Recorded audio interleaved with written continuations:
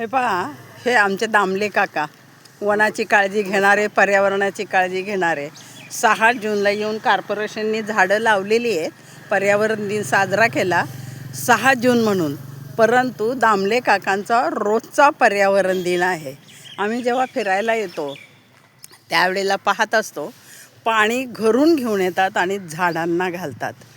आणि विशेष म्हणजे माती पण त्यांनी विकत आणली 50 रुपये घमेल्याप्रमाणे, आणि या सर्व झाडांना त्यांनी लावलेले आहेत. आणि सिमेंटचे कट्टेसुद्धा त्यांनी स्वतः विकत आणलेत.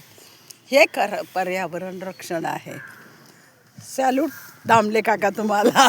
तुम्ही खूप आमचं कौतुक करता. नाही, कौतुक नाही करत. तुमच्या मिस्टरांचं काम खूप मोठं आहे. ते इतके व्याख्यान देतात वेगवेगळ्या विषयावरती, त्यांचा मी नेहमी ऐकतो. आणि तुम्ही परत ते त्यांचं हे आहेत, निम्मा हिस्सा त्यातला तुमचा आहे. तर हे शिवव्याख्याते दादासाहेब गोरकर दामले काका.